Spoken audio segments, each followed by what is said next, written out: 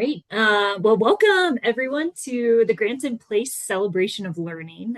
We're so glad to have all of the Grants in Place recipients here today, as well as all of you who are joining us as guests also. My name is Leslie Cook. I work at the Teton Science Schools, and I'm honored to get to both serve on the review committee for Grants in Place and also to get to facilitate this celebration of learning today. So I would like to turn it over next to Taylor McCabe-Yunke to welcome everyone also. Taylor.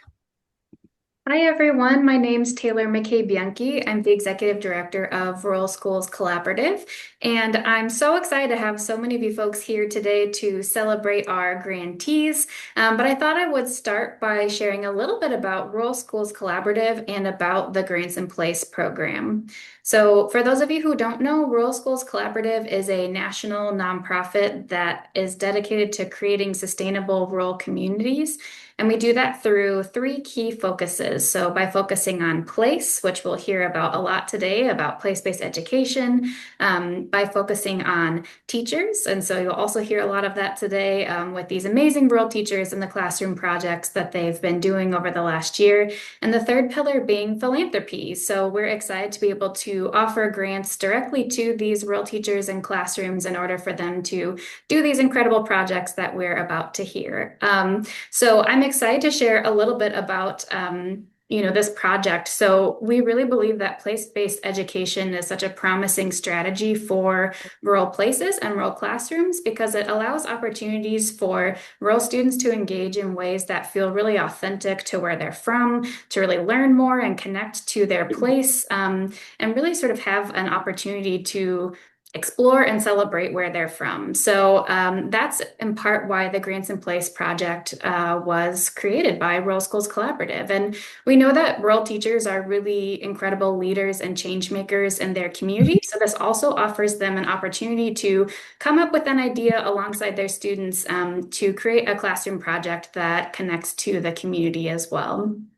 So Grants in Place is something that Rural Schools Collaborative is honored to have done since inception, and it's actually our 10-year anniversary this year. So I'm excited to celebrate that over the last 10 years, we've been able to invest about $750,000 out into rural classroom projects over the last 10 years. So that represents about 200 classroom projects, and it's in part because of the amazing teachers like who we're going to hear from today that we are able to keep doing what we're doing. So it's really our honor to be with you all. We are so grateful that you're here. And we also, just on behalf of Rural Schools Collaborative's board, on behalf of our staff, and on behalf of our regional hub partners, which are the local institutions that help connect us to these incredible rural educators, we just want to thank these teachers, their students, and their communities, not only for their participation throughout the year in this grant process, but also for being here with us today to sort of share their learnings and share their story about the last year. So I also want to give a special thanks to Leslie Cook and Teton Science Schools, who has partnered with us for many years on the Grants in Place project. And we really appreciate their expertise in the place-based education model, facilitation, and helping us bring you an amazing presentation today. So with that, I will turn it back to you, Leslie. Thank you so much. Great. Thank you, Taylor. And I want to give everyone just a little overview of what to expect in the sharing today. So we're wrapping up the welcome and overview, and we're about to move into presentations by each of the fellows. For what to expect for those, you'll get to hear from each of the fellows for about 3 to 4 minutes. They'll be sharing about themselves, about their project, and what they've done, the impact in their community. If you have any questions or kudos for the fellows, please add those to the chat. And fellows will be keeping an eye on the chat and responding to questions that come up. I'll also note we have, I think, about 17 fellows here today, so it'll be a good set of presentations. And we'll take a stretch break about midway through, so you can get up, move around, move away from your screen for a little bit during that time as well. And then at the very end of the presentations, we'll all unmute and do a little bit of a celebration aloud for the fellows. So that is our plan for today. Great. All right. And with that, I am excited to welcome up our first Grants in Place Fellow to share, Karen Scarbrough from Alabama and the Black Belt region. If you'll unmute and kick us off. Hey guys, I'm super excited to share with you what we were able to do thanks to the grants in place. And a quick introduction of myself. My name is Karen Scarbrough, and I have just wrapped up my 21st year in education. I'm actually a K-6 special education teacher, and I teach in the very rural Black Belt of Alabama. The 21 years of teaching have all taken place in Title I schools.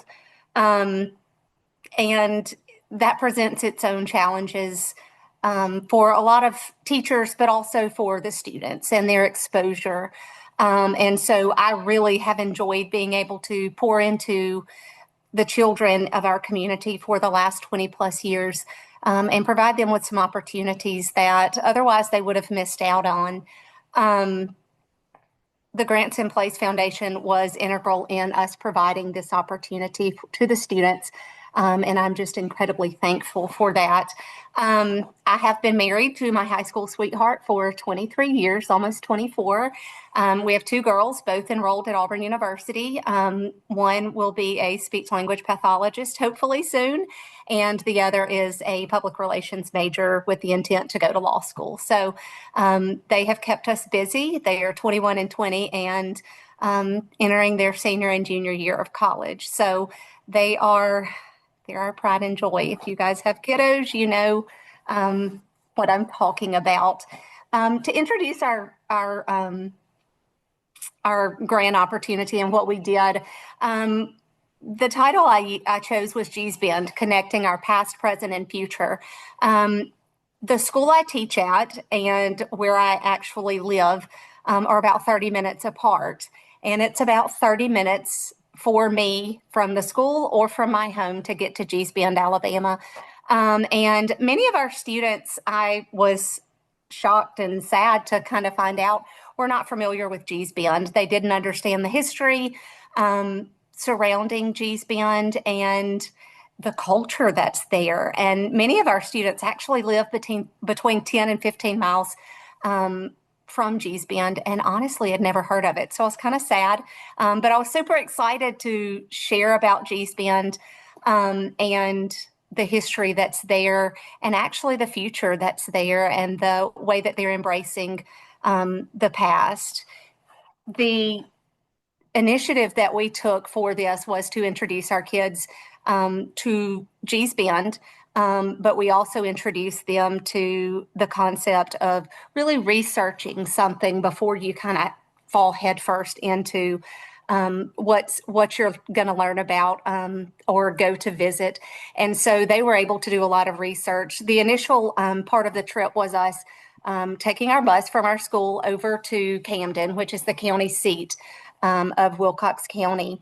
And we took the ferry across the river. We were delayed a couple of different times because of a lot of rainfall. And so with rainfall comes a higher river, and a higher river stops the ferry from running.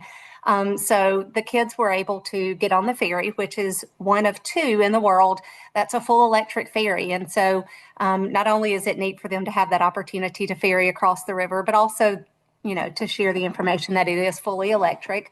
The ferry originated in the 30s, and it was actually a cable ferry where they cabled the boat across the river. And the ferry ran until the 60s when it was shut down.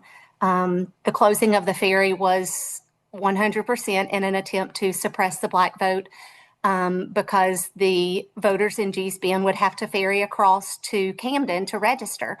And so to me, that's such a huge part of the civil rights movement and being able to engage that community in what was going on. And so the ferry was actually closed until 2006 when it was brought back thanks to literally an act of Congress and the funds being provided. Once they arrived at G's Bend and had crossed the river, the Alabama River, I probably didn't say, they were greeted at the Band Quilting Collective, which is a community building where a lot of the ladies, some men, but mostly ladies, meet daily, and they work on quilts, and they work on developing that. Gosh, I just lost the word. They work on developing anyway that skill. And it's been passed down from generation to generation. And the ladies are incredibly talented. The kids were able to actually help put stitches into some of the quilts that were being worked on. The ladies were very generous in offering them that opportunity. And they were able to tell the stories of some of the quilts that were there on display, which started as just a way to keep their families warm, a way to provide safety and security and comfort for their families, and that have turned into rich, beautiful works of art. They were discovered in the 90s and have since, many of the Band quilts have been displayed in art museums around the world. And so it was an opportunity for the kids to see things that maybe had been in their homes or their grandparents' home or even some of their great-grandparents' homes. And so following the visit with the ladies and kind of touring the collective, being able to stitch some of the quilts, we were able to present the kids with the book, Pearl and Her Band Quilt. I learned about the book about 2 years ago when I presented it to some kids during summer school, and we all worked and made our own quilt using just crayons, markers, things of that nature. And so from learning about that book 2 years ago to actually coming what I considered full circle to actually showing those kids that were there what Band was and what an important part of history Band has been to so many, and even some of them. Following this trip, we were able to, I was having some IEP meetings with some of my parents, and they actually thanked me and said, you know, it's one of those things in our history that we know and we understand, but we haven't taken the time to share with our children. So it opened up some dialogue and discussions in the home. And we're actually already planning our trip in October to attend the airing of the Quilts Festival. And so that's kind of our thing in a nutshell. And I'm sorry, I probably went over my time, but thank you guys so much for the opportunity to share Band with my students and to help them remember the past, embrace where we are now, and really plan and look toward the future and how we can use the things that we've learned in making a lasting impact. So thank you guys so much. Oh, thank you so much, Karen. What an important project, connecting your students with the history of their place. Thank you. Thank you. As a reminder, if anyone has questions for Karen, you're welcome to add those to the chat, questions and kudos as well.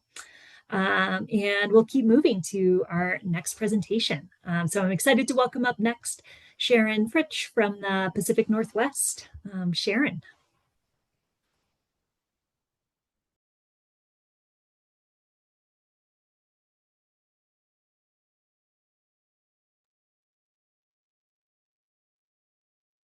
Okay.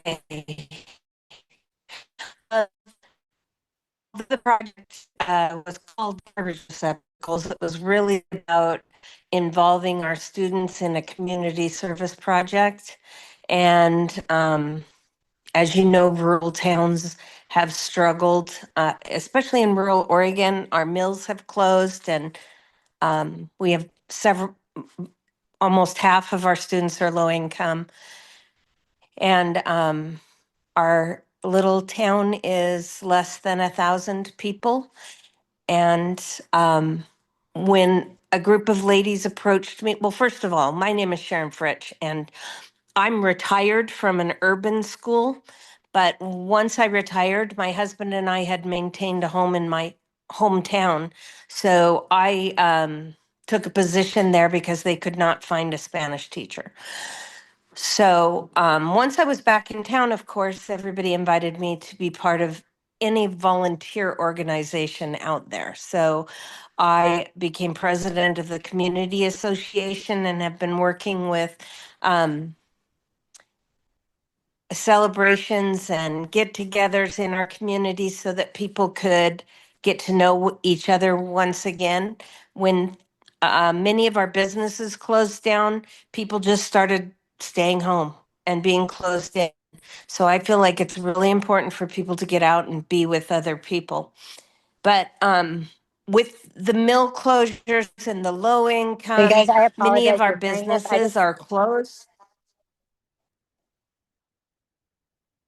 Excuse me? Oh, can you hear me? Yeah, we can With keep going. Okay, sorry. With so our downtown area had several closed businesses and a group of ladies who were around when Prairie City was thriving and had every business open, and it was really a going concern when I was in my youth. Came to me and said, "We want to do a downtown beautification project." So they had planned out to replant trees and put lights and native plants, and then they wanted garbage receptacles that were painted with historic scenes from our community. Well, since we were working with them, when they changed their minds and decided to do native plants, that is, we went along with that. But we were so grateful to have the money to purchase the first two garbage cans. And then our advanced art students took on the project of researching native plants and painting them on these garbage receptacles and creating really works of art that we could place downtown next to all the new planting and everything. They're quite talented young ladies. So then we also involved the students in planning and creating a new grant that would purchase the additional three garbage receptacles. So the whole downtown will have them, and that those will be completed next fall. So we will have a full, our town will have all along Main Street those receptacles. And then I don't know if the last slide has come. I don't know. But Sharon, in the last slide, I showed the placement. Yes? I think the slide is up about the beautiful downtown Prairie City. Is that the one you're hoping for? Yes, the last one. I can't see it, but I'll just go with that. So we placed them in two areas, and the students, their remarks were, we can come back for years to come and see something we did to help our hometown. And I just a source of pride, and for them to realize they can do something that will make a difference in their hometown. And that's it. Thank you so much, Sharon. It is evident that you and your students created beautiful work for your community, and they look so nice. Thank you for sharing Thank, about your project. thank you for the opportunity. Okay. And I'm excited to welcome next Amanda Mattingly from the Appalachia region. Amanda. Hi everyone. I'm Amanda Mattingly. I just finished my 20th year in education. Currently Director of Special Education for Washington County Schools. We are located in Central Kentucky. Rather small school district, approximate enrollment of 1,700 students in kindergarten through grade 12. We have one P8 school, an elementary school, a middle school, and a high school in our district. I was born and raised here in Washington County, so I graduated, went through the school system here, and all of my teaching career has been here in Washington County. So it is certainly home and a place that I love very, very much. The focus of our project was around all ability, and it started off as athletics and clubs. Super excited to share that it grew quickly and really just became contagious and had a domino effect on a lot of our programming throughout our schools and community. But our original goal was really around just building and successfully implementing additional opportunities for our students, specifically focused on individuals with moderate to severe disabilities. We are Central Kentucky, but we are about an hour away from a lot of, from our bigger cities of Lexington and Louisville. And so our families struggle to find meaningful opportunities for students to engage that are adapted and tailored to their special needs beyond the school day. So it's been something that parents have talked with me about in our parent voice committees and so forth, about just wanting more opportunities for students beyond the school day in our small community.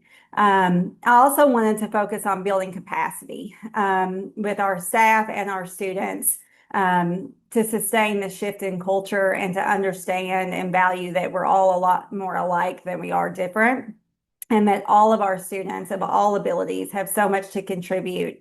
And then also to tap into resources. While we are rural and that has very limited resources in one regard, it also has a great resource of, in those small towns, people wrap around each other, and when we buy in, we're all in. So I wanted to tap into that. Our first step was we inventoried interest of our students and parents of students, again, especially really wanting to address the needs of our individuals with significant disabilities. And so, it started off very athletic based. And so that's where we started. But then also just saying, I just want to be able to meaningfully engage in the normal school day-to-day activities. And so you'll see later on that even led into some like prom and different things like that we just really became very intentional about. I started with our high school basketball program with our girls and boys. And that was intentional. Our coaches of those programs I knew would buy in quickly and would be super supportive, one of which is a special education teacher that I work closely with. We designed our camps on Saturdays for students, working with bringing in the basketball players from our programs and training them. I wanted them equipped, and I wanted them to be better humans as a result of this. It wasn't just something that they're doing for someone, but it's something that we're doing together. And so there was training on how to design and adapt activities that really build on strengths of individuals, and then our goals of the program. I personally contacted parents. Our parents were kind of, not on board initially, even though I thought that they would be. And I think that that was just reflective of so many times there's students attending different programs that we have as a school district and it not really being appropriate to their needs or something that they felt like that they had meaningful engagement in. So just bridging those, really getting the parents on board as well and ensuring that all the supports needed were in place. And we had our 4-week Saturday basketball camp, which you'll see some pictures of in just a minute. It really just ignited so much excitement and really empowered a lot of our different programs and our staff and our community to keep looking at how can we really tap into each other to just provide great opportunities for all students. And so it led to things like we had an extravaganza where we had field day, cookout type activity where it's a mix of all different of abilities, of strengths, of gifts, of interests. But it was a very, very inclusive day. It led to inclusive track, and that was awesome because our students were able to compete alongside non-disabled peers, and it was awesome to see them recognized and celebrated on senior night as well, and just how much meaning and joy that brought to so many.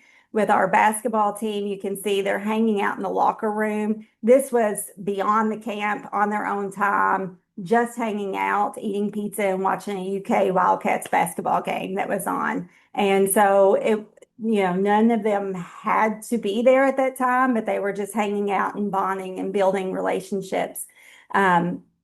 Students, an increase in them coming to ball games, to school events, to participating beyond the 8 to 3 school day.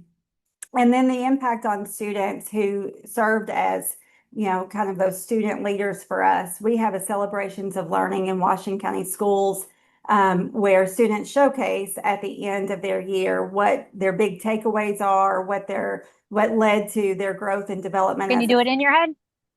Thank you. And so many really highlighted that this impacted them and had a lasting impact on who they are and how they see the world and how they can contribute and gain from each other. So it really led to so many different things, even just conversations around prom and students wanting to make sure, not wanting mom or dad to drop them off. And so that was just kind of where all of this is leading us to and moving us forward. So a small community with limited resources, but the best resources that we have is just really looking into what can we do, what can we contribute, and what opportunities can we provide. And so I thank you all for the grant. It was wonderful, and it really just jump-started us to thinking differently and always thinking outside the box. Thank you so much, Amanda. Please add questions and kudos to Amanda and all the fellows in the chat. And next up, I'm excited to welcome Karen and Alicia from Arizona. Please take it away. Okay, our project was called Walking Through History, the Historical Footprints of Holbrook. And we live in the northeastern part of Holbrook, or of Arizona, and we are fortunate enough to have like the old Route 66 and lots of historical things for the students to learn about. So we decided to create a walking tour that highlights the key places and stories from Holbrook's past. And our goal was basically to help students build a stronger connection to the community by learning more about the history of our town. It gave the students a chance to take on the role of storyteller and to share what they learned in a way that others could actually experience it. And I'm the 7th grade English teacher, so I had one of my classes walk with me over to the historical museum that we have in our town. And we took a field trip there, and a local historian actually shared lots of information with them, and they were able to do hands-on research, and they learned stories and insights about the past of Holbrook. My name's Alicia, and I teach STEM. And so after her class went and did some research with the field trip, then they came back to the classroom, and I teamed up some of my students with her students, and so that they had somebody that was helping with technology as well. And so then they finished up their research, and you could see some pictures of us researching together. And then they created videos. So they filmed their videos, they learned how to edit their videos, they created videos, and in just a second we'll watch a short clip of an example of one of them. And then we had some students make a map that you can see pictured here, also a guide where it says Walking Through History, that's the guide. And then these videos are all linked to QR codes. So on the far side, you see where it says Walking Through History and the QR code. That is what's going to be placed at each of the stops on the walking tour. And so people can scan it with their phone. And we made a whole YouTube channel so that it's all there together. And then the students can, or the people who are going and walking through can scan it and then learn more about the history as they go from place to place. And so we can play that video. It's just a short clip of one of the videos. A major event in Holbrook history was the Little Colorado Flood in 1923. Holbrook was on the west side of town. The flood, which was about 60,000 cubic feet per second, caused Holbrook to build on the east side. It was so bad that it inspired builders of La Posada to raise the building site by 6 feet. This is a Mr. in Holbrook. If you would like to learn more, our class has made digital tours. Use the provided map and scan QR codes to learn more about Holbrook. We hope you enjoy the rest of your tour. And so this it will be at the first stop so that they can see that there is and as an introduction to the rest of the tour. And then they'll go through, and there's different videos that they created for each of the stops on the tour. And so we thought we could tell you all about what it meant to us, but we thought we should ask the kids. And so the next slide has a short video of the kids explaining what it meant to them. I think it was important to do the Holbrook project because, like, we need to know the history of our town. It was cool to learn, like, all the history and not let it be, like, forgotten. I really like this project because I got to learn about all the different things, like what we have in our town. I really liked the Holbrook history project because I actually learned about the bucket of blood to learn, and that was really cool to learn about. The thing I liked about the Holbrook project is that, you know, like, Holbrook has a whole bunch of history that we don't get to learn about, and there was also, like, cowboys and stuff, and I think that was really cool. I think it was important to do the Holbrook history project. It had us all learn about the history of Holbrook, and it'll help tourists to learn the history of Holbrook too.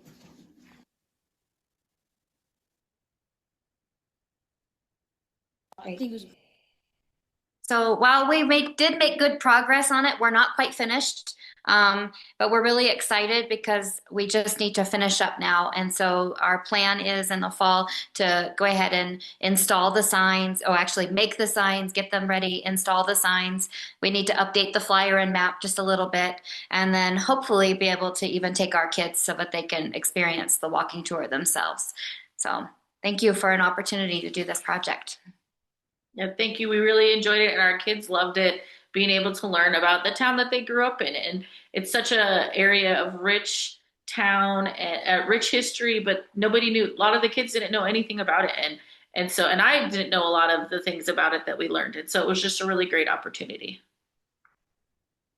Oh, thank you so much, Alicia and Karen. I think those are the best projects when teachers and students are learning alongside of each other, and especially when they're creating an authentic product in your place. Thank you very much.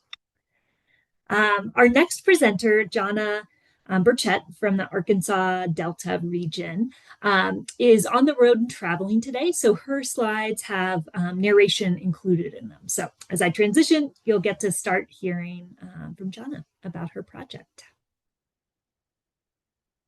Hello, I'm Johna Burchett with the Arkansas and Delta.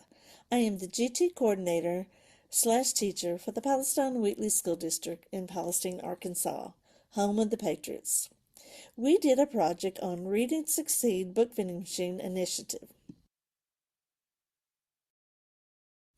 The Read and Succeed project aims to install a book vending machine at Palestine Wheatley Elementary School, providing students with easy access to variety books to foster a love for reading and enhance literacy skills. This initiative will encourage positive reading habits and create a vibrant reading culture within the school community. Pictures below show the delivery day of our book vending machine. The objectives of this project: 1. Enhance literacy. Provide students with a diverse selection of age-appropriate books that cater to various interests and reading levels. 2. Encourage independence. Allow students to independently choose their own books, promoting personal responsibility and decision-making. 3. Foster a love for reading. Create excitement around reading through themed book selections, reading challenges, and special events. 4. Support social-emotional learning. Include books that address social-emotional themes, helping students navigate their feelings and relationships. Open a book, open your mind. The pictures show the ribbon-cutting ceremony at the Palestine Wheatley Elementary. The impact of this project will affect students at Palestine Wheatley Elementary School for years and years to come.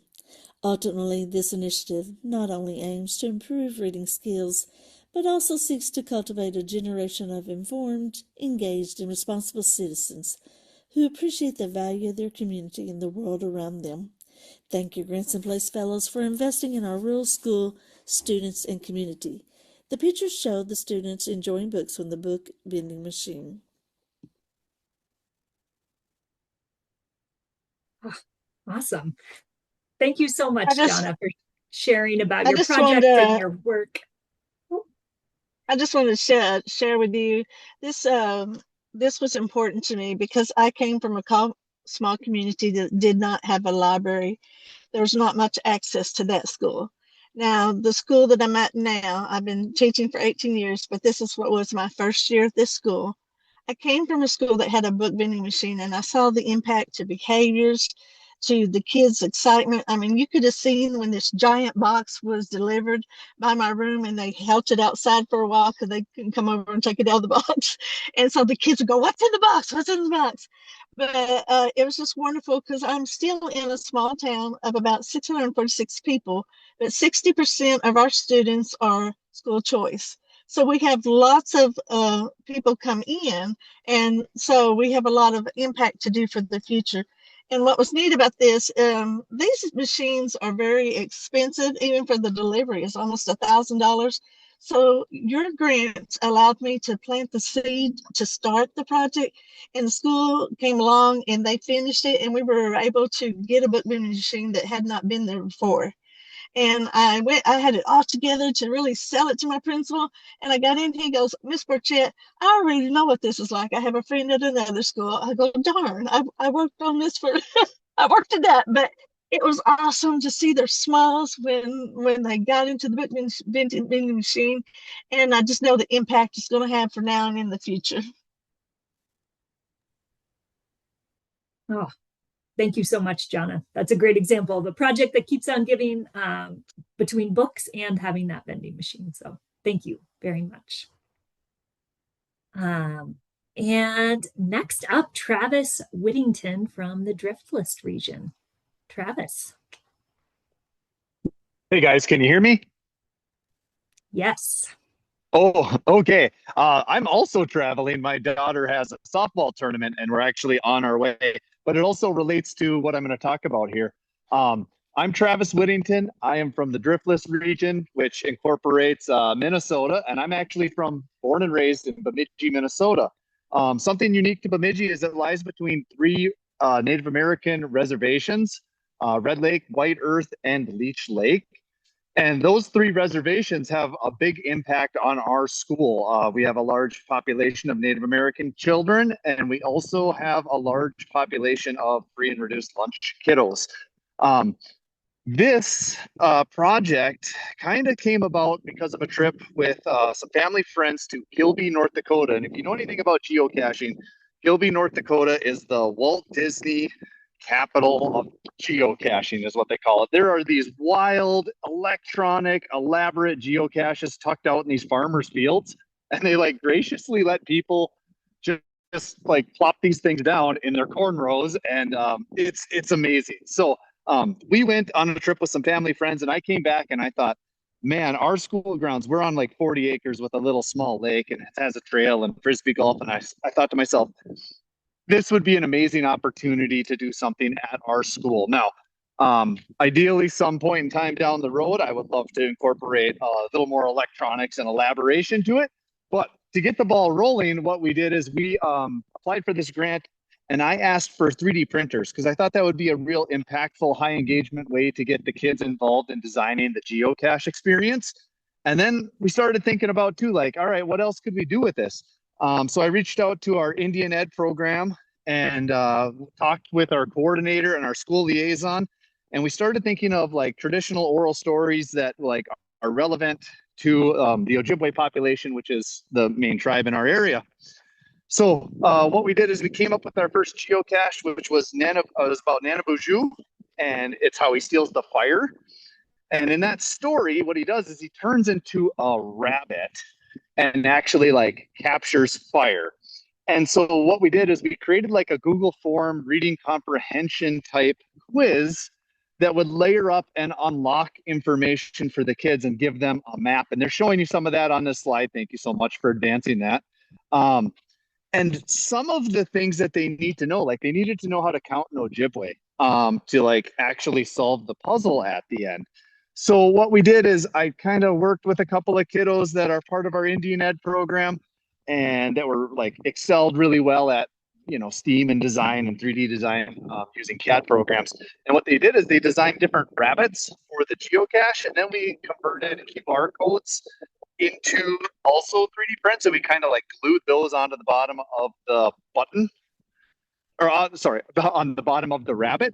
And then that little QR code would actually give a little clue in order for them to open up the geocache. And then inside that ammo can geocache, there would be a prize for their classroom. Some of the impact and feedback I've gotten from teachers, it's actually taken off across our district. There's different teachers at different sites now incorporating the same idea at their schools. And I think one of the most rewarding things was seeing some of those kids that are part of the Indian Ed program being able to utilize their Ojibwe counting and their knowledge of their culture to help their class succeed. I mean, it was like a light bulb moment for so many of those kids that once they realize, oh, that's the number 2, put the number 2 in the lock. Like, it was so enriching for them, and they got to be it's just empowering. We're empowering kids. So it was a really great experience. I also made a little video. If you're interested in learning more about my project, I will drop the link in the chat, and I am going to wrap up there. So I will leave you with that. Thank you, Grants in Place. It was an amazing experience. Oh, thank you so much, Travis. I think that is another great example of an interdisciplinary project where students were getting to bring together technology, culture, language, and something that's really relevant to them. So thank you for sharing.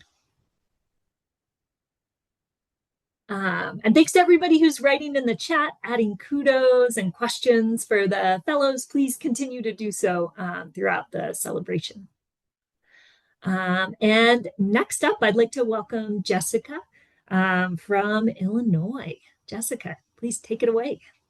Hi, I'm Jessica Carsrud, and I'm the media specialist at our small school in Southern Illinois.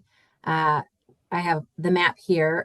We are about 2 hours south of St. Louis, 6 hours south of Chicago, which most people only think of Illinois as being in Chicago. But anyway, we are surrounded by the lovely Shawnee National Forest and Giant City State Park, which our school is Giant City School, named after the state park. We have about 200 students, and our students are typically with us from pre-K to 8th grade. And by the time they get to middle school, they kind of lose sight of the special nature of our area and our uniqueness as a community. So whenever I heard about this grant, I was like, oh, that'd be great to somehow build community spirit. So our grant is called Student-Led Murals to Enhance Place-Based Learning and Community Spirit. And our 7th and 8th graders collaborated on this project with the art teacher. And luckily, the art teacher is fantastic at guiding students through murals, as I needed a lot of help with that. But the students came up with the objects that would be in the murals. And we invited people from the community to come speak to them. And there's a muralist in Carbondale, which is our nearest town. And he's a professor at a nearby university. And he talked through the process and like things to buy, things to do.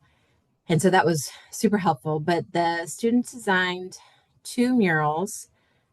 Here are 2 7th graders showing sort of the rough draft. And then here is the final project of that mural. Here are they chose things that are specific to our school and the surrounding area. They had a great time with it. What stood out the most was that the students took so much pride in their work, in particular, the seventh grade group. They were so enthusiastic. We had a celebration and they all wanted to come, everybody see their murals. They were so proud and, anyway, they're going to continue making more murals next year. But anyway, to go to the 8th grade file or the 8th grade slide,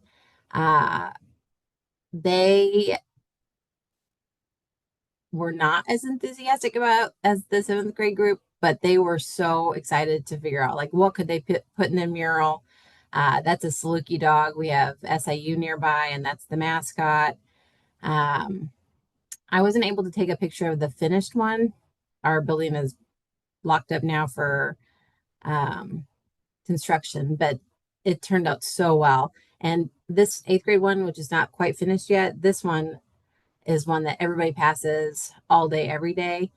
The picture below is a picture of part of our celebration, and the 7th graders are showing off their work. This is across from the 2nd grade room, and the littles go past this one all day, every day, and they were so impressed with how it turned out. They loved the whole process of watching the kids paint it. But it was a super rewarding project to see the kids get so behind, like picking what would be on the murals, and then going through the whole process with little adult interaction. They took it and ran with it. But we're going to keep painting murals thanks to the grants and learning, and I'm so appreciative of this opportunity. Congratulations, Jessica, and thanks for sharing with us about your students' artwork and their project and your learnings alongside them during the journey. Thank you. Our next presenter, Christin Johnson, is from Indiana and the Great Lakes region. She is here with us, but pre-recorded her slides, so we'll transition and start to hear from her next.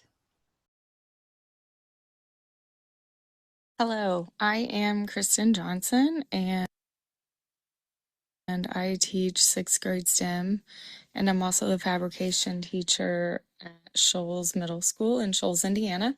My students were inspired to make improvements to the local community ballpark, which was a place of great importance to them and their community. The driving question that the students came up with was, how can we make the ballpark safer and more appealing to visitors? How can we encourage ballpark visitors to explore other great parts of our community? Students embarked on a community-focused, place-based education project that aimed to revitalize and enhance the local ballpark by including a variety of interactive and safe spaces for both youth and adults. This initiative integrates hands-on learning, community engagement, and health promotion with the goal of making the ballpark a more vibrant and multi-use space for all residents while increasing the safety for the youth. In our brainstorming sessions, we visited many different areas around the community. The students were impressed with the amount of information and places to visit in our community that they weren't aware of. They also felt very passionate about making the ballpark a better place. Students developed a plan to add outdoor exercise equipment, a book box and book bench to read, and gaming paths to the sidewalks around the park. Students also worked to create signs to highlight different areas in the community that they felt were important for visitors to visit. These signs will be hung in the ballpark, so as visitors come in, they can scan the QR code on each banner that is hung on light posts throughout the park and learn about places in Martin County. The students were contacted by the Martin County Tourism and the Shoals Historic River District committees about creating additional signs. So we have created and ordered all of the signs. They've not been hung yet due to the community asking the students to create more signs and providing additional funding for that. Here you'll see the students' work that has been and completed their artwork on the sidewalks, gaming paths for children to use, some pictures of them presenting to the town council, students assembling the book boxes, and our group of students ready to take on their work in the ballpark. This has created a lot of excitement within the community. Our ballpark is now currently working on matching funds grant to make more improvements. Students have been contacted by several organizations to share their projects. The community's been extremely impressed with what our 6th grade students were able to accomplish. We're looking forward to the next couple of weeks when Little League ends and we can get into the ballpark to install the equipment that we have received. Great. Nice work, Christin. Thank you so much for sharing about your project. And it's, I think, a great sign and testament to your work that the community was asking for more signs. Thank you for sharing and for all you and your students are doing. And I'd like to welcome up next Dede Harrison, Dede Henderson from the Iowa Hub for Granson Place. Dede, please take it away. Hello, my name is Dede Henderson, and I'm currently the STEM and tag teacher at our school. I just finished my 27th year of teaching, and all 27 years have been at South Hamilton. Jewel is a town in central Iowa of about 1,200 people. Our school has 500 people, K through 12, and I mostly work with kids in K through 8.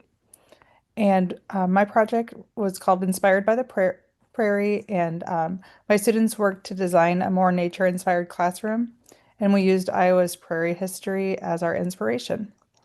And this project started by learning about biophilic design. It's something I got kind of interested in last summer. I don't know if any of my links are going to work, huh? Okay. Shoot.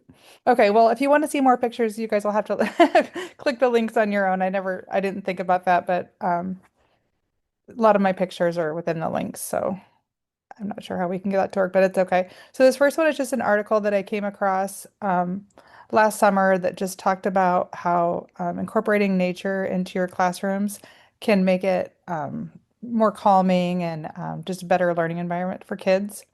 And so our second unit was called Breaking the Prairie, and it was all about Grant Wood. He is an artist that's famous for American Gothic, but he's also done lots of landscape paintings of prairies.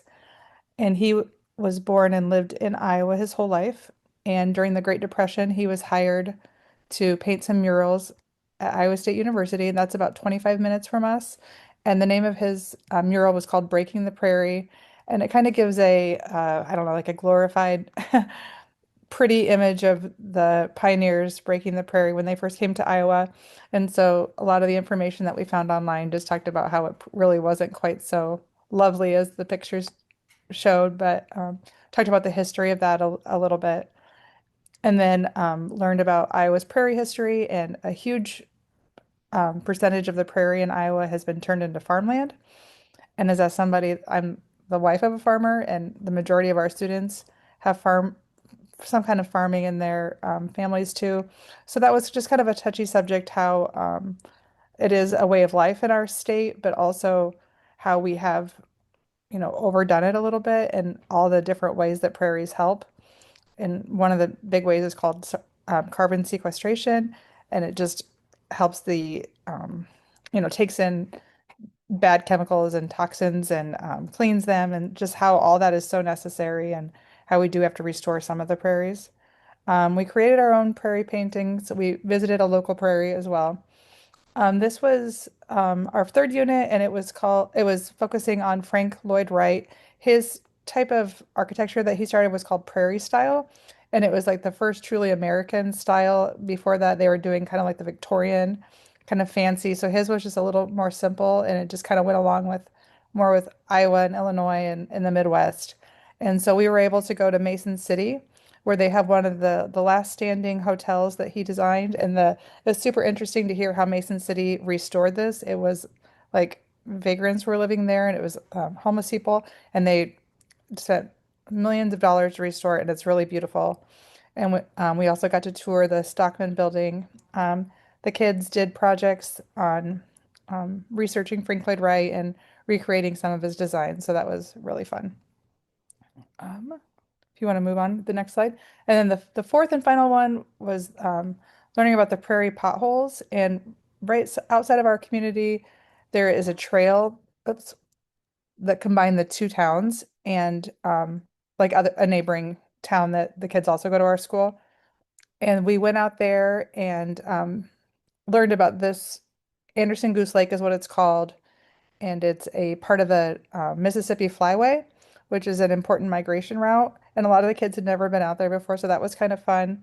And then we focused on birds and migration and did some flight things. Since I teach some classes, of course, that was a big hit, any of the birds and flight things. And then if you want to look later on, the biggest part of my project, we're taking some of these ideas and adding them to our classroom design. So this link over here to the right shows the classroom design, and you can look at some of the pictures of the things that we did. And then the one on the bottom shows an outdoor classroom space that we've worked on too.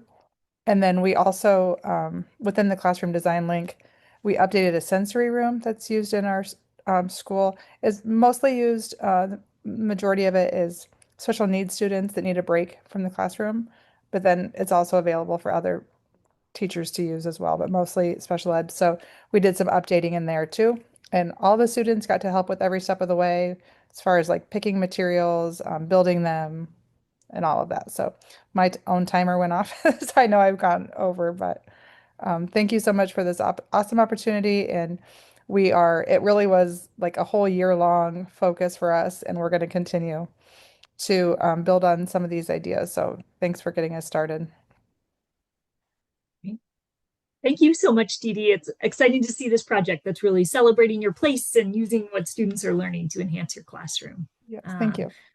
I know you couldn't share the links you'd hoped to, but if you'd like to add them to the chat, I think then folks can. Oh yeah, that's a good idea. Thanks.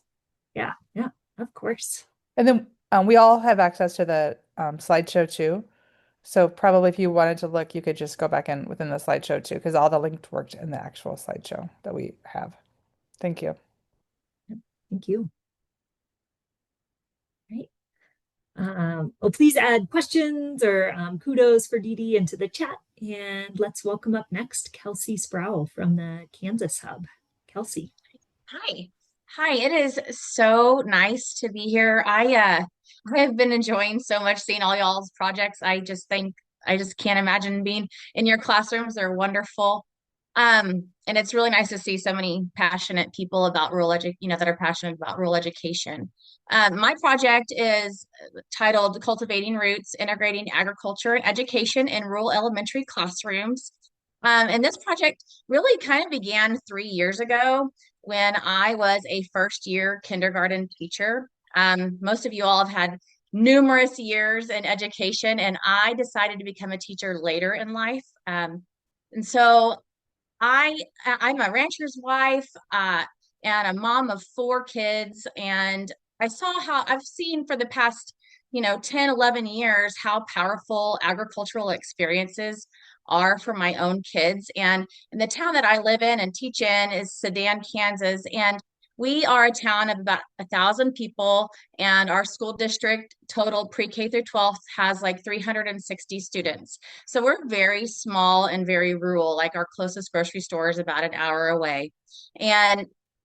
But I noticed when I stepped into the classroom that our curriculum didn't reflect the agricultural backgrounds, many of our students and my students brought with them, despite living in a town where agriculture is our major industry. So I began integrating agriculture into my lessons, and I have a lot of pictures here. Started out maybe once a month, but the impact was immediate. My student engagement increased, the literacy skills. Oh, keep going. Sorry. Yeah, sorry. One back still. Sorry. Our literacy skills improved. The kids were connecting learning, to their everyday lives. And over time, I began to build weekly ag-based lessons that aligned with our academic standards. And we started taking local field trips, to deepen those connections. So as you can see, we've hatched chicks. This is just a snapshot of it. And then they would observe and document their findings. We grew seeds, planted them into our tower gardens, and we actually put all of the lettuce in our school cafeteria. They presented, like I said, we visited local ranches. We got our community involved, our community members, and I used a lot of lesson plans from Kansas Foundation for Ag in the Classroom. So I put a little QR code there if anybody wants, more information or is interested in doing this in their classrooms, because they have a lot of great resources. So with the support of my superintendent, I expanded this into a full K through 5th elementary agriculture program. And the results have been incredible. I volunteered the last hour of the day to teach 1st through 5th grade. Even though I'm a full-time kindergarten teacher, the last hour of the day I volunteered to teach the 1st through 5th grade agriculture. And the results have been incredible in our school district. We've seen improved behavior, higher engagement, and stronger academic performance across all curriculum, all content areas. And so to grow the program further, I applied for the rural schools, grants in place, and I was so excited to be selected. So with that grant, we were able to purchase root viewers to help students observe how vegetables like carrots, all your radishes and things can grow underground. Because we had the tower gardens and things, they were able to see them above ground and things, but it was really impactful for them to see how they grew beneath the ground. And we were able to partner with our high school FFA students, and they mentor my kindergartners weekly. And we planted the carrot seeds and learned about the carrots. And then we were able to move these root viewers into our main hallway next to the window. And we kind of created an interactive root viewer story walk where we would, all the kids in the school could walk past them, watch the carrots grow. We put like facts about the carrots and different things so they were able to learn about it. I was very intentional on the vocabulary words that I used so that they were really, we're really meeting those ELA standards in our school district. The grant also funded a trip to the Flint Hills Discovery Center in Manhattan, Kansas, which is 3 hours away from us. And so I was able to take my 5th grade ag class there that day. And for many of them, this was kind of the first time far out of the county for them. They may go out of the county to get groceries, but a lot of them don't have the funds to take trips. So this was a really big deal to them. And they were so amazed. And I get teary-eyed because they couldn't believe that there is a museum dedicated to their landscape that they get to see every day.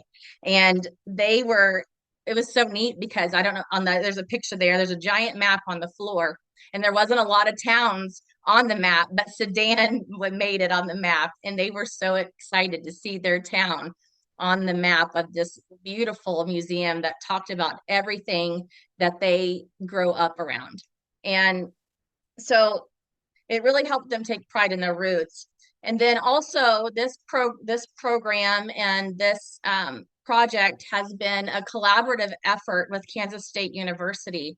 And they have a program called Ed Astra, and Ed Astra is the Rural Teachers Corps, and they have pre-service teachers that are specifically interested in teaching rural education. And so they came down. They had 21 Ed Cats come down from Kansas State 3 hours to come and spend the day in our rural district so that they could work with rural students and see how our rural environment was. And my students loved it. They were so excited that Kansas State came down to see them. And so I have kids now that really didn't think college was for them because they didn't, they don't think rural America matters, but now they know that they're very important and that they can go to college. And of course, now they want to go to K-State, so that's great. But I also put a little link to a QR code about Ed Astra because it's a wonderful program.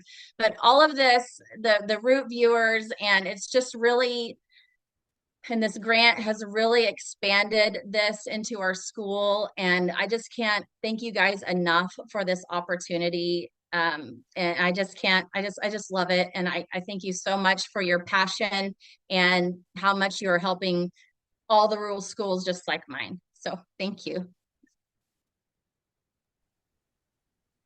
Thank you so much, Kelsy, for sharing about your work, for connecting pre-service teachers with your students, and for taking your students out in place. Those are really exciting opportunities. Thank you.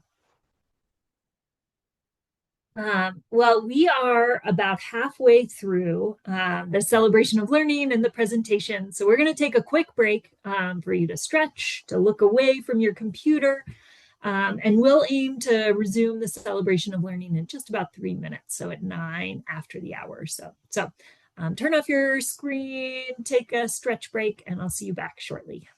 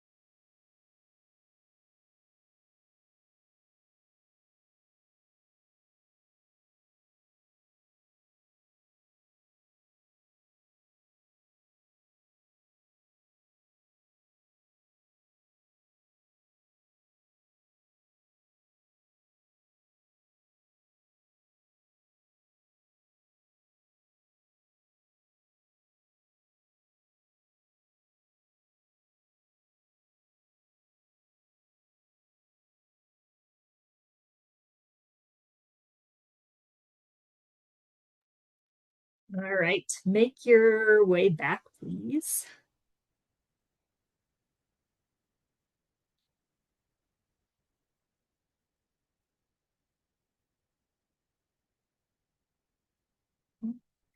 All right, and we will continue the celebrations of learning. Just a reminder to everyone that please add kudos and questions to the chat for the fellows. Fellows, just a reminder, I'll give you a time check-in in the chat, so keep an eye on that or give yourself a timer as well. And I'm excited to welcome next Tammy Marlowe from Mississippi to share about her project. Tammy, please take it away. Hey, how are y'all doing? First, I would just want to say thank y'all again for the grant. It has allowed my students to learn so much more than what we had planned. And without that, we would not have been able to do so much with the students. I'm going to start out by saying what I had learned in a professional development from Mississippi State University was about food forests, food insecurity, and food deserts. I had no idea that in Mississippi we were in the middle of a vast food desert. I didn't know what an insecurity was, and I certainly didn't even know what a food forest was. But in case any of you don't know what that is, in a food desert, it doesn't mean necessarily that you don't have food, but you don't have the nutritious food. Food isn't easily available, and you don't have those kind of foods being affordable. Now, in the town that our school's in, we have two grocery stores and we have some other stores that sell food as well. But the other foods that are sold through the community are the ones that are already, they're very grainy, and it's fast service food, high fat, and it's not very nutritious food. And certainly, it's not even a very affordable food. But anyway, that's why we fall within the realms of being called a food desert. And the food insecurity is really high. We even have students that come to school on days that, like after the final test and after the major things, they still come to school. Like a lot of people that I have worked with that have been beginning teachers are new to our school, you know, they want to know why everybody's still coming to school even after all the tests have been made and the averages have already been turned in. And it's because they get fed. They get fed breakfast and they get fed, a decent meal for lunch. And I didn't even realize that until I was deep into my teaching career, about halfway through it. And it was some ladies that used to, I don't know where they're from, but they used to get backpacks of the students that wanted food to eat in the evening or didn't have, food in their house. They would put their backpacks outside their rooms and people would come by and put, a little extra food from the cafeteria in the backpacks. Well, now we can't do that because of the federal rules with the spending and the lunches. But I decided to share this with my students when I went back to make it a project for all my classes. And so I put them in small groups and they did their projects and they had to look up what those words meant, the food forest, food insecurity, food desert. And we tied it into previous lessons with climate change and global warming. And we tied that in with it because of the plants taking in the CO2, which, when you don't have as much CO2, it won't be as hot because it's not adding to the greenhouse as much. And it helps the plants make food and photosynthesis. So that was a good pairing for the project. But in the project, something happened that really surprised me with these kids. And these kids are wonderful kids. I don't know why it surprised me, but it did. But they came up with the idea of, well, we can just feed everybody. Everybody in our communities that's hungry, we're going to feed them. We had already started a program after school where we had a gardening program going. And then some other people called Friends of Cleveland Schools that were nonprofit, they were able to get, some grant money and help us build a hothouse, a tractor shed, and 20 raised beds. So the kids were already gardening, at the school. And they said, why can't we raise our own food and give to everybody in the community? And then the issue came up about people in the community that can't come to the school to get the food. We're going to have to put the food out in the community. And the ones that did the research on the food forest, they're the ones that spoke up and said, why can't we plant a food forest? And we got to looking for places to plant it. And our park commission agreed to partner with us and allowed us places and space in all of the parks to plant a food forest. So we planted one this year in one of the bigger parks, but we're going to do this every year. We're going to plant the seeds that come from the peach trees and grow more peach trees in our greenhouse to plant in the other parks. And also, the kids planted 100 pecans. And we're sprouting pecan trees in the hothouse so that we can put those and border the other food forests that we plant in the future. So we're looking at least 10 years to get all the food forests planted in the parks in our community. And my students are seventh grade and they're already talking about when they get out of school and they make money, they're going to come back and they're going to stay with us and they're going to keep planting trees, and because all trees don't live very long, especially peach trees, they need to be pruned a lot and replanted. And so they're already talking about, what they're going to do in the future, several years from now, and sharing it with their kids and grandkids. So I am just super proud of the kids, and I'm so thankful and proud for y'all to give the funds to the children so that they could do this, because I couldn't afford to do it. And this is going to help the community for generations to come. And it's building connections in the community that the students wouldn't have built otherwise. And it's even creating a community within our school, within the classes, because our kids don't know everybody. In middle school, we have one middle school in our district for the whole city or town, and we have 6 feeder elementary schools. So this has really been a big bonding project for these students, and it's gone way past our school and even past our community. And on the slide that you see now, I added a picture of one of the students in front of the Promethean board, and he's presenting his project that his group did. And this is actually pictures that his mom took off from the school's Facebook page, and she put it on her own Facebook page. And that's his mother's words that are written there with talking about Mabry and his 2 group members and what they've done. So, this has attracted the parents to come in, and even being at the park, people have come up wanting to know, what are we doing? People that live in the apartments across from the park have walked over and helped. So it's been a great bonding experiment. And the kids have really learned so much. The unexpected things have been budgeting, being able to work within government guidelines to purchase things, having to make purchase orders, having them rejected and redo them, and then planning something on that scale. We've had floods, tornadoes, straight line winds, and we've had to go in and redo a lot of things that we had started doing. So, they got to see it's not just you want to do this and you go out and do it and it's quick. This is a long-term commitment, and it took a lot of work and planning that the students invested a lot of their time in. And on this slide too, I'm showing some of the students that were even designing the sign that's going to go up for the food forest when it's completely finished. And in the middle picture, it's some of the other teachers that's come on board. I didn't even ask. They just said, "What are y'all doing?" And when the students told them in the other classes what they were doing, they just come out because they want to be a part of it too. And but that was our first final sign that was made, and the student that helped design it is standing right behind it, and the teacher that helped her with the computer work is holding it on the opposite side.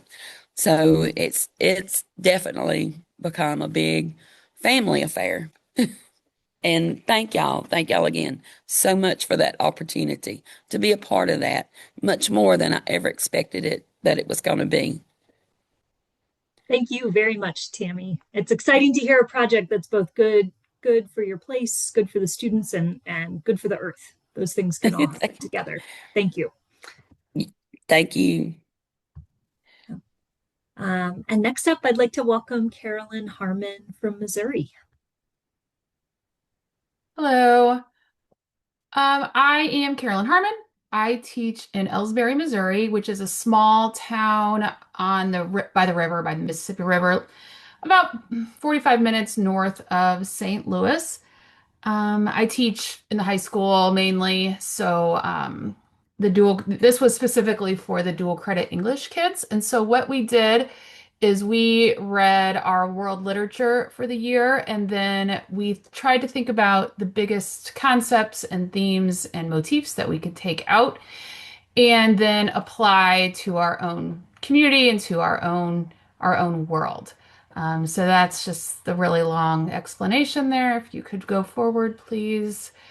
So this is this is one of the videos that the kids put together. So what they had to do was they had to go out and interview someone and then connect it back to the literature. So what you're going to see is this kid's opening, and then it'll stop, and then we'll go forward a little bit part of the video, and then the connection at the end.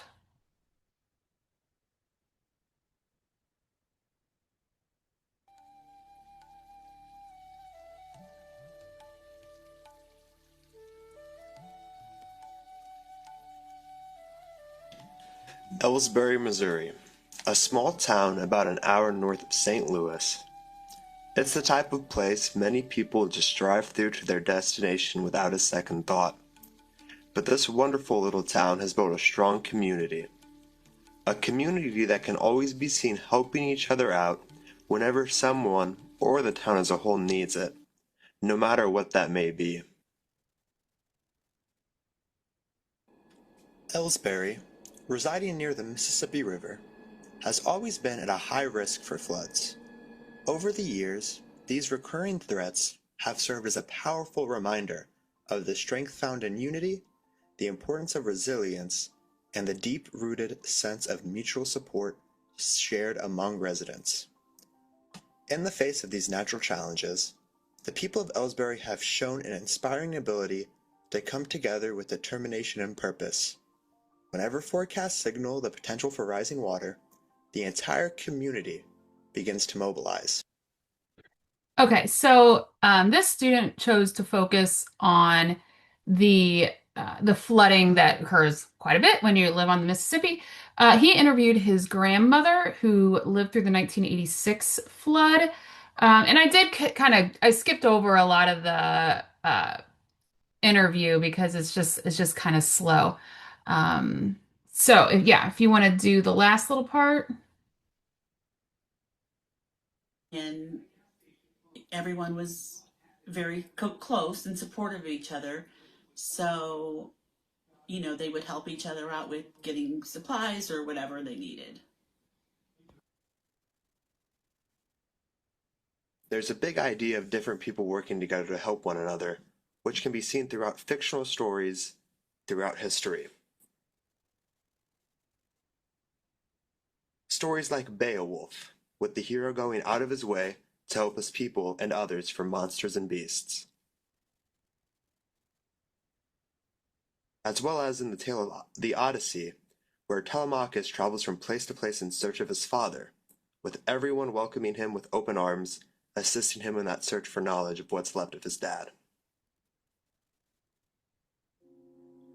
In the end, the resilience demonstrated by this town and its residents is truly remarkable.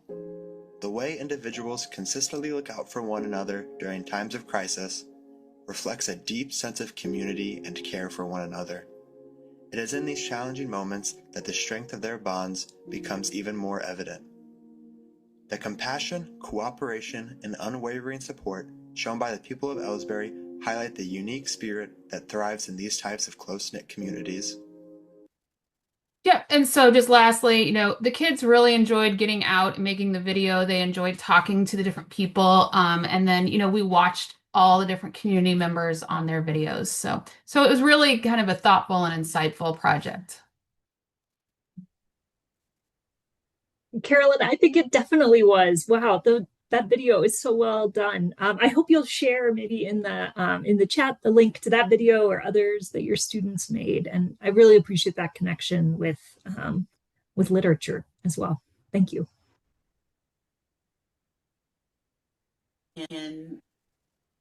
And next up is Amy Clapp from the New England Hub. Amy. Hi, everyone. First of all, I just want to go back to when talking about the person who was growing peaches. I can't tell you what I would do to have you start shipping those peaches up north, because I can't tell you how much we pay for peaches from the south. So that it's been fun to hear everyone. Our project was building a wigwam in our forest classroom. We just had our last forest classroom of the year about an hour ago, and it was apropos because it started to rain. We've had a very rainy spring in New England here. And so we were able to do our read aloud in the forest classroom for our last day in there, which was nice because otherwise we would have been running up to the school. So our project was working with Chief Don Stevens to build a wigwam in our forest classroom. And it was an amazing experience for all and has had a lot of outreaching elements that were unintended. It started with a visit in the wintertime. You can see from the pictures from Chief Don. And that was, the students were getting to know him. We went on a walk throughout our forest classroom and the surrounding forest and our schoolyard, and he pointed out medicinal plants. He talked about how his ancestors used to use some of the plants, how they're still used today, what are some of the materials we would need to build the wigwam. And so that was that was an eye-opening experience, because you can see in the picture he's dressed in a snowmobile outfit, and you can imagine that 9 and 10-year-olds had a very different impression of what an Abenaki chief would look like. So that was our first meeting. And then once the snow melted and it got a little bit drier, we started building the wigwam. And the building of the wigwam was included some flexibility. I had a picture in my mind of what the wigwam would look like, and that was with all natural materials. But after meeting with Chief Don a couple of times, we realized that if we used all natural materials like a real wigwam, fourth graders would be able to do very little of it. And it would take years to complete and be covered. So we kind of pivoted on that, which I'll be honest, was a little bit of a disappointment at first, but it ended up being just fine, as those things usually are. But so instead we used really thin PCV piping and used that instead of saplings that would be lashed together. And then so we had 3 days of building with Chief Don, where we did all the math and, talking about all the physics. It's a really geometric design, which I wasn't aware of. So that was a great learning experience for both me and the kids. And then finally, when the wigwam was completed, we've had some celebrations, and we'll continue to have celebrations, but the whole school came down, and Chief Don did some storytelling in the wigwam. And the entire school was able to fit in the wigwam. That's that middle picture right there. And all the students were so excited, and it was all anyone could talk about. It's also become sort of a center point. This coming up year, we have 2 of our small schools consolidating into one, and sharing the wigwam with the school that's coming to us was a part of, their orientation, and got them very excited to be in our school. And then also the Salisbury Conservation Committee has gotten in touch with me, and the Middlebury Area Land Trust, because they've heard about it, and they want that the wigwam to be a stop on an All Trails Day that they're doing next fall. So we did complete the wigwam, which is great. I think fourth graders need that type of completion, but it's also the beginning of a lot of more things to come around it. And the students have now become versatile and lots of Abenaki words. They've learned them better than I have. And then a couple of the unintended consequences include that it's quite amazing to do a project with your class where you know as much as they do. And so you really become part of the learning experience. You're not the expert, you're right there with them. And I think that really helped to deepen the relationship that I had with my students. And at Forest Classroom today, we were asked to share something that we're grateful for this year in Forest Classroom. And many students said, building the wigwam. And I'll leave with saying that probably my favorite one was one of my students saying, I can't believe all the memories that we made together as a class doing this project. So I think that says it all. Thank you for the money, for making this happen. And it's very inspirational to hear what everyone's doing. Amy, thank you. I think that sometimes those unintended outcomes can be some of the richest in a project, and it's exciting to hear yours and your students' reflections, even coming from today. Thank you.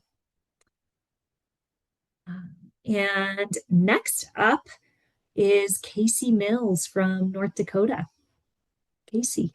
Hi, yes. I come from a small school. We've got all pre-K through seniors in one building.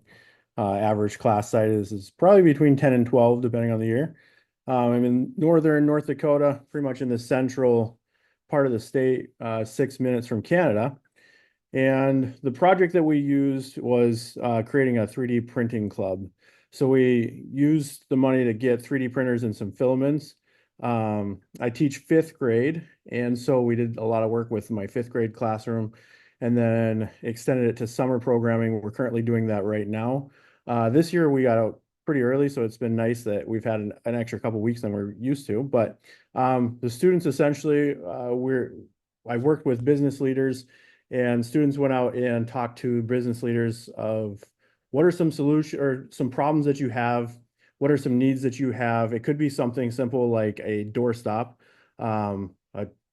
organizing something, whatever it might be. So we give them some scenarios, artwork and signs, and then those businesses give them a list of ideas. We go back to the classroom and we lay them all out, and which ones are reasonable, which ones are difficult, but we want to accomplish. And then they pick projects, and then we present it to them.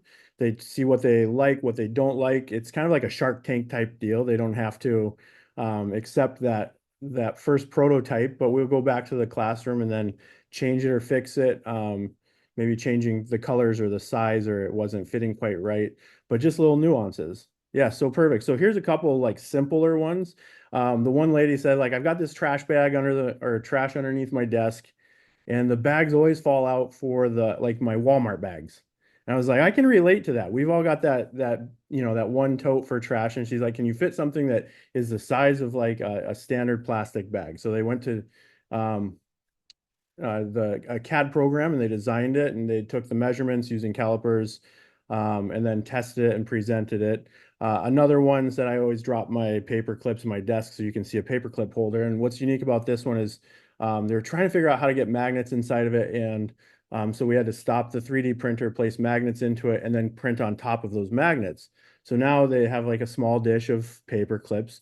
And so some scaled larger and smaller. So I have a couple examples here. One was the salon. She has tinsel for girls. Excuse me, I have all boys. I grew up with all boys, so I don't really know. But tinsel makes a big mess in her studio, and so we were like, let's see if we can figure this out. And her son actually designed something so that it's all perfectly, like, their colors are together. It's out of the way, out of sight, out of mind, and it doesn't get everything tangled, tinsels everywhere. So that was pretty cool. We had a placeholder.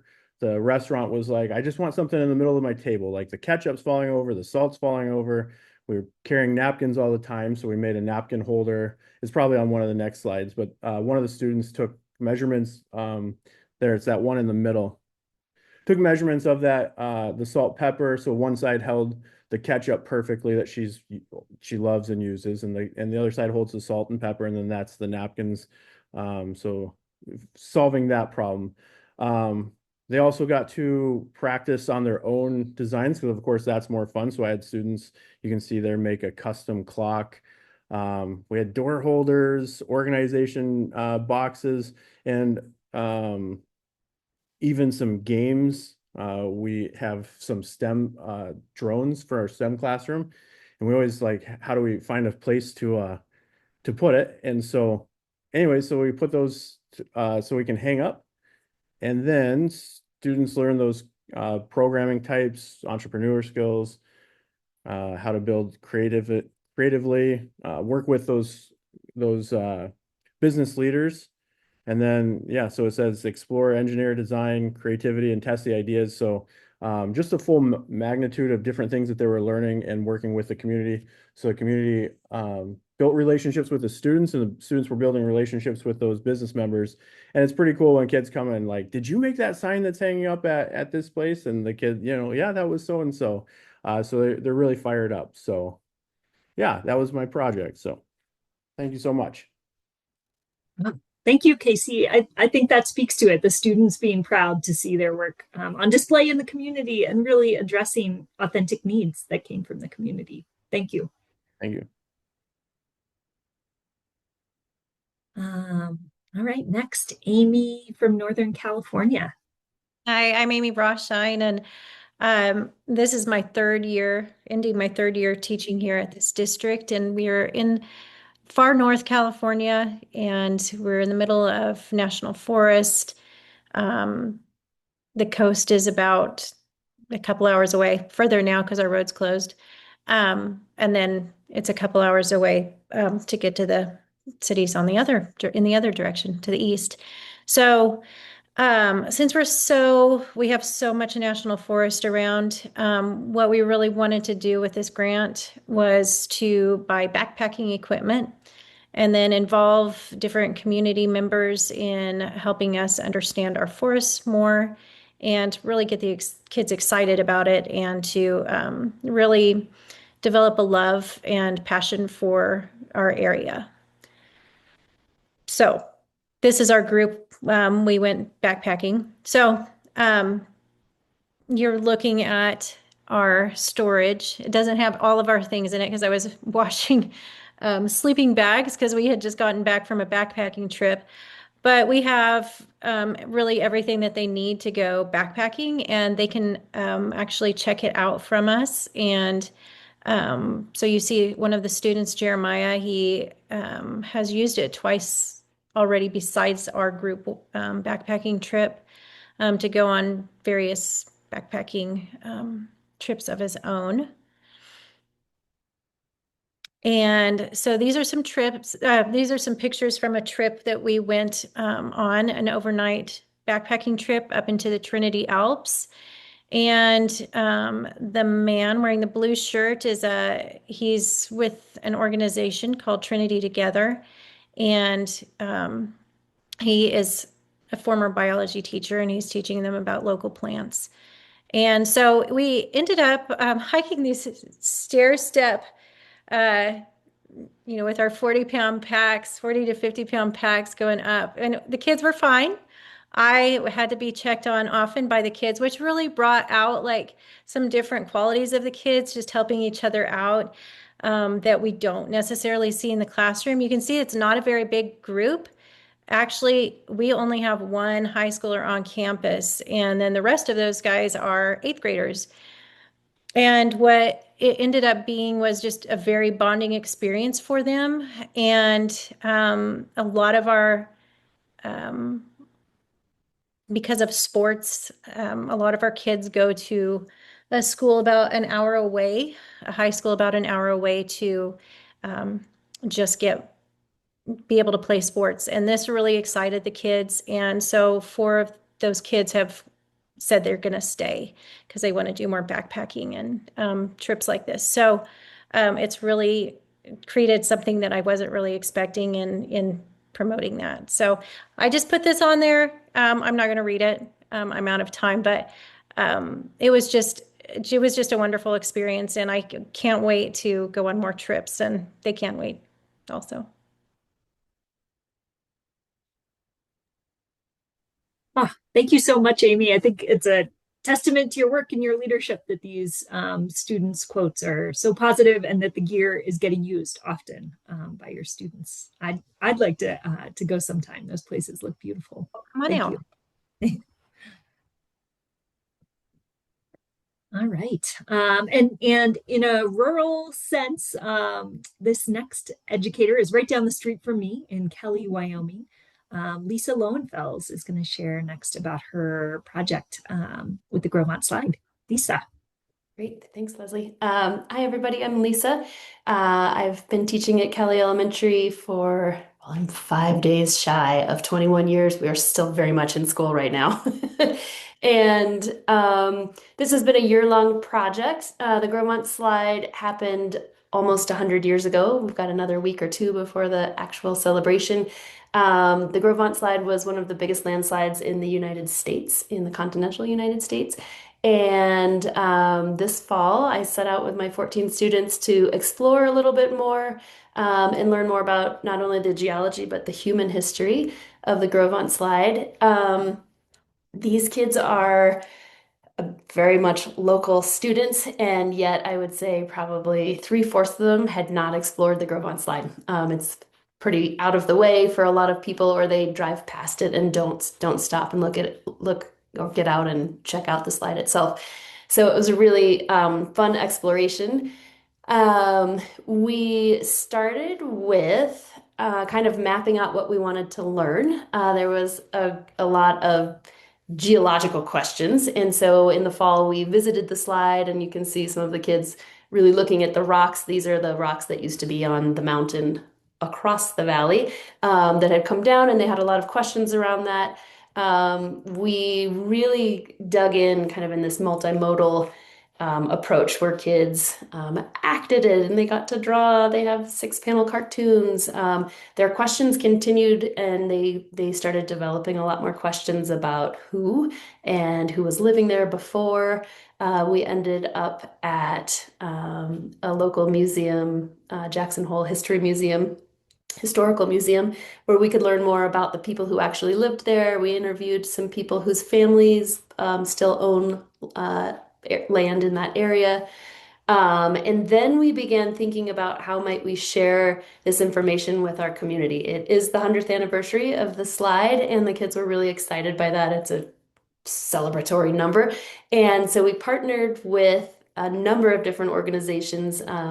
We partnered with the U.S. Forest Service. The slide is on Forest Service land, and we were able to research and design a brochure for them. Everything about the site is pretty much frozen in the 1960s, and it's in need of some update.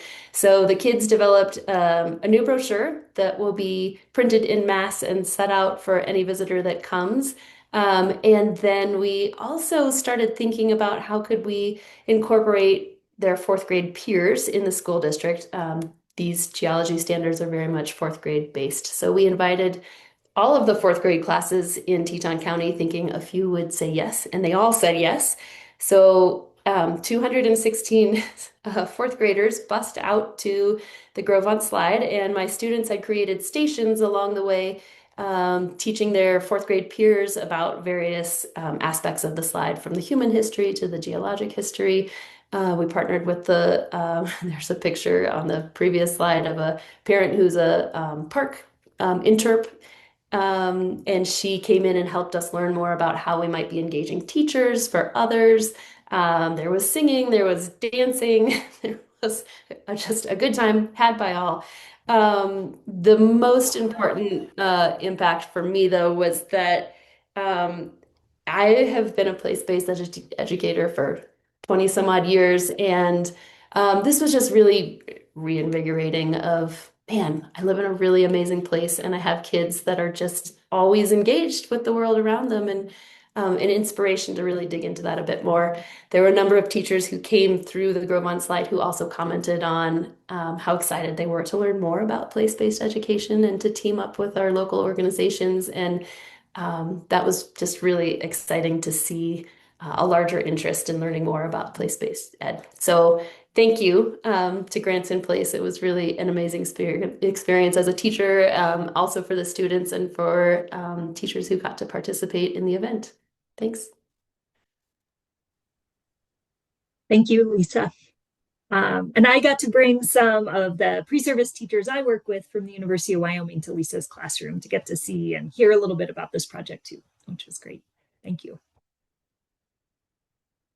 All right, and our final fellows of the afternoon, Alejandro and Dayan, I'll let you take it away to close us out. Hi everyone, my name is Dayan Ospitia, and I am the ESL teacher at Dan Elementary School in Dan, North Carolina. Dan is a distant rural community located in Harnett County, and our school services a linguistically and culturally diverse population. About 26% of the students identified as Hispanic and 1.6% as Asian. In the next slide, we can see a little bit about our project. We launched a project titled Empowering EL-ML Families Through Rural Place-Based Education. Our goal is to center the voices and cultural wealth of our multilingual families by engaging them as a co-educators in the learning process. We invited EL-ML parents to design and lead bilingual workshops where they share traditional and creative skills of their fans of knowledge. These sessions serve as opportunities of cultural exchange and build stronger bonds between multilingual families, students, school staff, and English-speaking community members. So far, 6 parents have committed to lead workshops, and we have successfully hosted 2 of them. Each session lasts 45 minutes and is bilingual, English and Spanish. And the next workshops that we're gonna have is balloon art, embroidery on check fabric, vocal singing.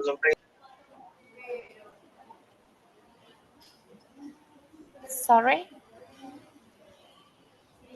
Go ahead. Sorry about that. Okay.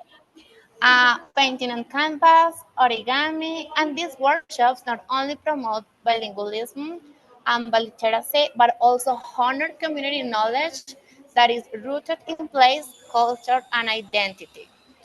The impact. So we have seen a noticeable impact already. Students feel so proud to see their families leading activities in the school spaces. One of the students said, that's my mom," while being during the workshop. So also the teachers are learning more about the students' home cultures and families are engaging with the school's staff and in a new and meaningful ways. This project is about more than just cultural activities. It's about shifting who is seen as a knowledge holder in the classroom and building more inclusive, connected school community in rural schools collaborative for making this possible to our wonderful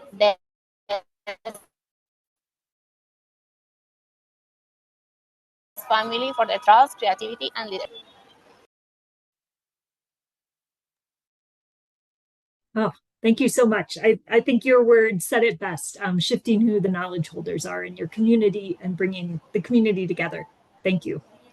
Thank you. All right. With that, we are coming really to the end of the celebration of learning, and I want to stop screen sharing for a moment and invite everyone to unmute yourselves for a moment. And let's give a cheer to all of the folks who have presented today. So unmute. Congratulations!